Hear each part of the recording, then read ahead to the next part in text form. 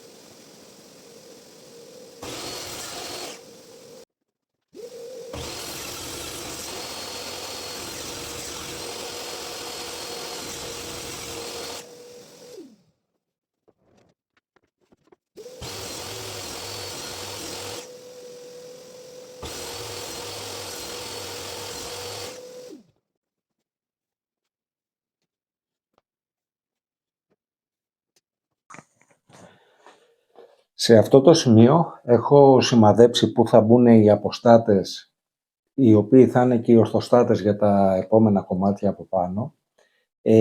Και αυτό που θα κάνω είναι θα σημαδεύσω με το χάρακα, θα προτρυπήσω για να βιδώσω.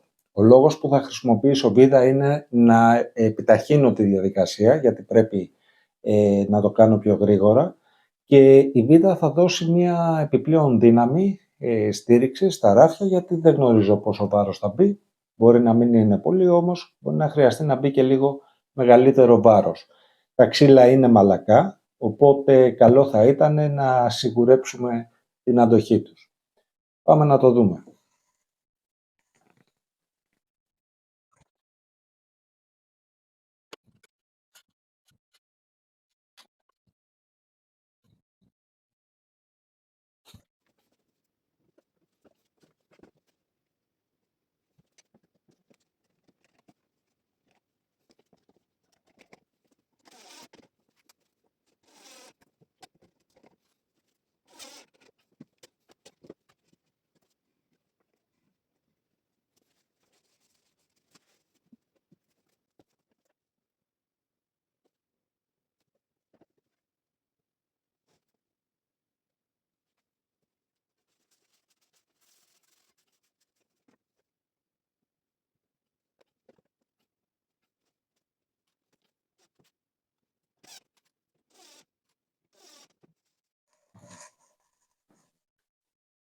Αφού λοιπόν έχουμε ολοκληρώσει το μεσαίο ράφι, είναι βιδωμένο, τώρα θα βάλω τα κρυανά μόνο και θα τα κολλήσω μόνο κάτω, όχι πάνω. Θα δούμε γιατί σε λίγο. Απλά θα χρησιμοποιήσω σφιχτήρες, γιατί αυτό που με ενδιαφέρει είναι να μπουν σωστά στη θέση τους.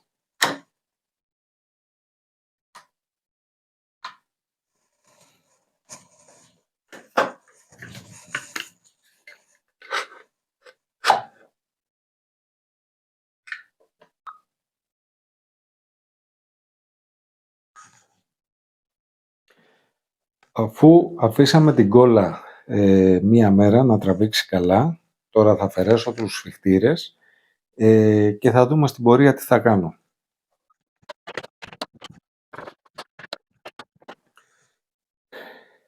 ραφάκι μας έμεινε περίπου μία μέρα για να τραβήξουν καλά οι κόλλες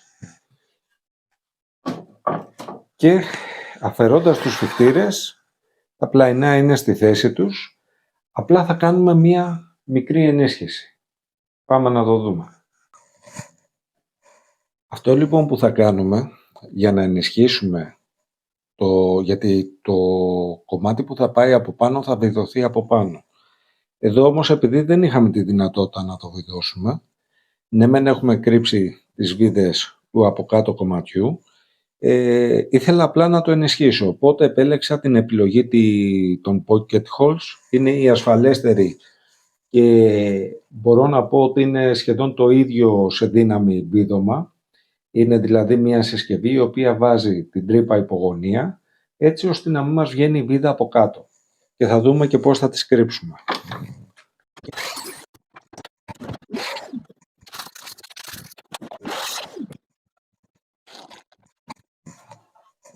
Και δεν φαίνεται τίποτα.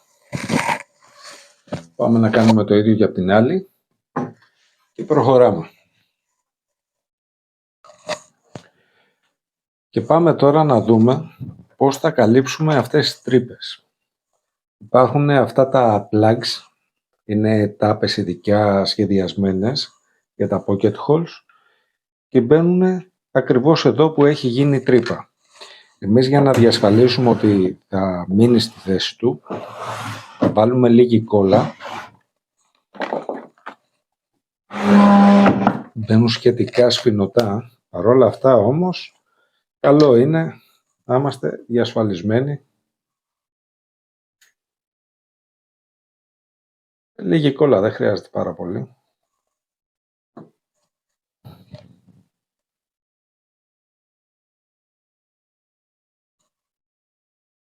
Εκεί.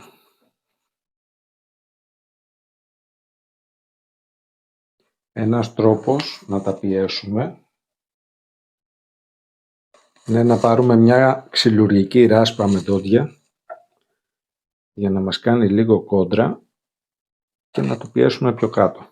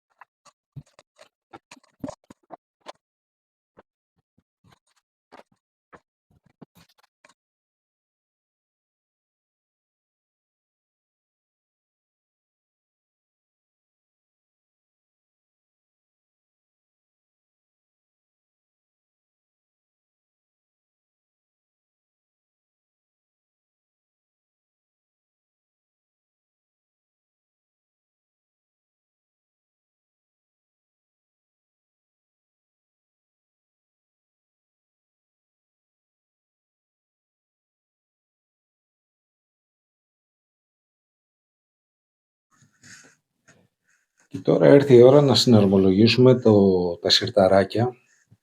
Και εδώ έχουμε μία δυσκολία, ότι είναι λεπτά και μικρά κομμάτια και επιλέχθηκαν αυτά τα υλικά για να είναι ελαφρύ και να μην μας πάει χώρο από μέσα.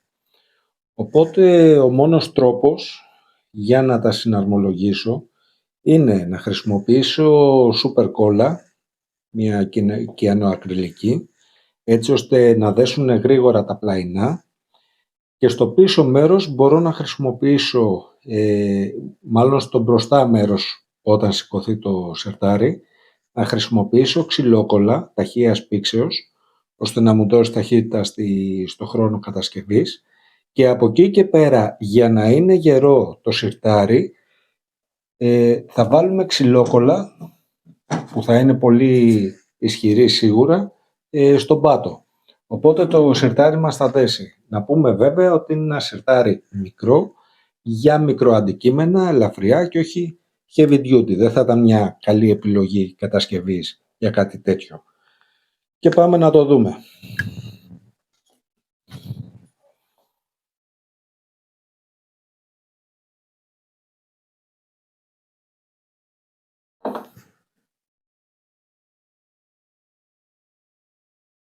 Θέλει γρήγορες κινήσεις και όσο το δυνατόν πιο ακριβής.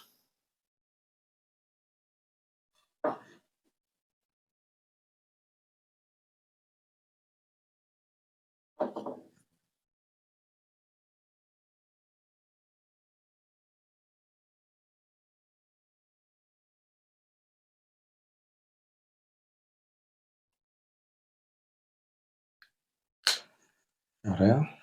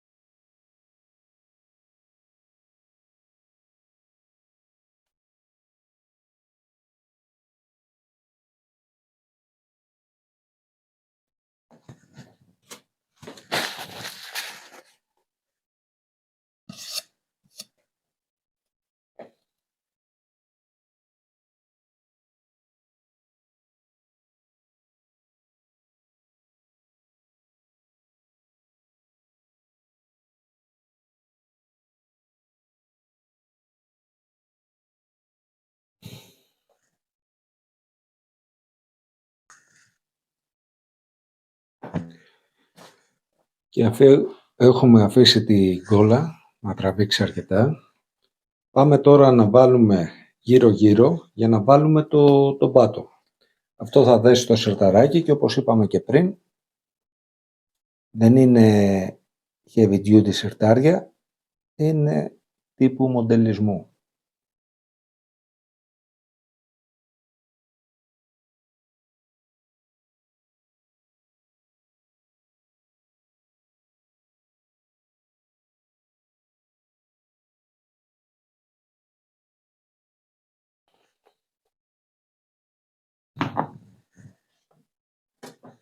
Έχουμε φροντίσει εννοείται να κόψουμε τον πάτο μας.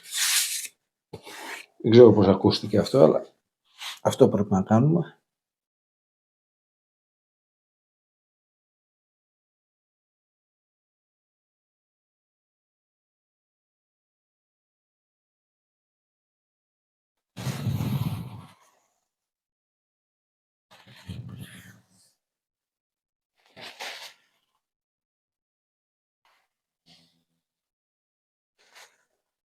Αυτό που δεν θέλουμε σίγουρα είναι να προεξέχουν κόλλες στην εξωτερική πλευρά.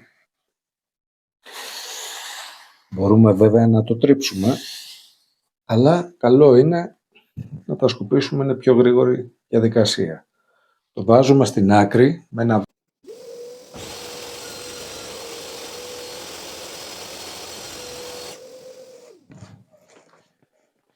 Σε αυτό το σημείο έχω κόψει τις μετόπες για τα σιρταράκια μου. Βέβαια το ένα το έφτιαξα, δεν είχα ανοίξει την κάμερα. Το έχουμε πει πολλές φορές, συμβαίνουν αυτά στα live. Λοιπόν, τώρα τι έχω κάνει. Έχω βάλει τη μετόπη, από πίσω είναι το σιρτάρι μου και έχω βάλει ένα σφιχτήρα για να το τοποθετήσω ακριβώς εκεί που θέλω. Αφού σφίξω το σφιχτήρα μου, ελέγχω ότι είναι εκεί που πραγματικά θέλω να είναι το κομμάτι μου και θα πάρω ένα δεύτερο σφιχτήρα. Αυτό. Και θα έρθω από κάτω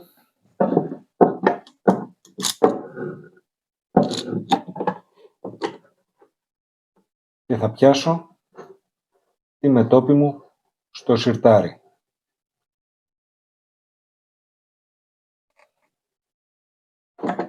Ξελασκάρω τον πάνω σφιχτήρα και τώρα βγάζοντας το σιρτάρι μου ξέρω ακριβώς πού θα είναι μπροστά η μετόπη μου. Παίρνω το μολυβάκι μου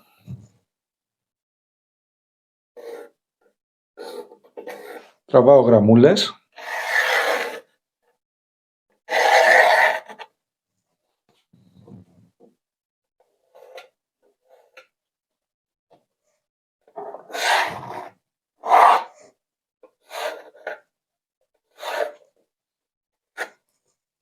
Και τώρα αφαιρώντας το σφιχτήρα,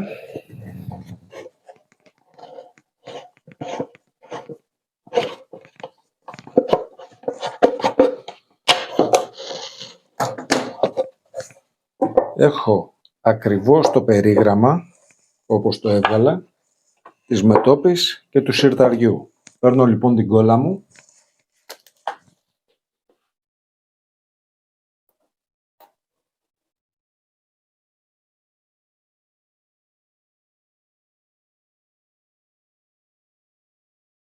καλό είναι να βάλουμε σε όλη την επιφάνεια, έτσι κυματοειδής, και παίρνω πάλι το συρτάρι μου και το βάζω ακριβώς στις γραμμές.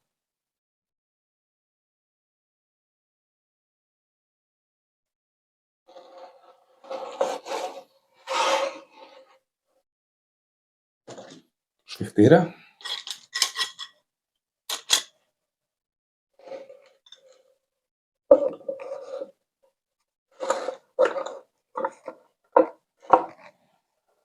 Καλό είναι να ξεκινήσουμε από το κέντρο η σύσφιξη, για να ξέρουμε ότι δεν θα μας κουνηθεί σημαντικά ή να μπορούμε να κάνουμε μικροδιορθώσεις, όπως τώρα. 1 χιλιοστό είναι 1 χιλιοστό και σφίγγουμε ξανά. Τώρα είμαστε έτοιμοι να βάλουμε σφιχτήρες και στην υπόλοιπη επιφάνεια.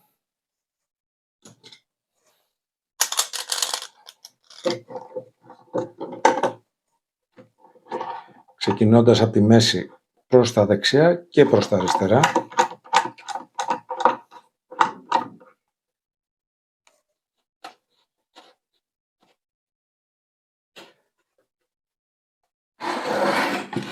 Για να κολλήσουμε όσο το δυνατόν πιο ομοιόμορφα γίνεται τη μετώπη μας.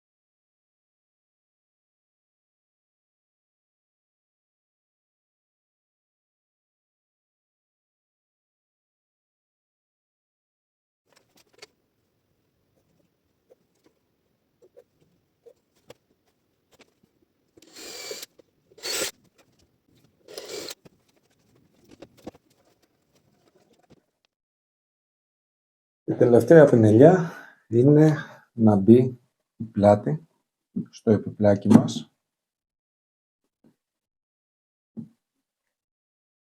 Πάμε να την βάλουμε.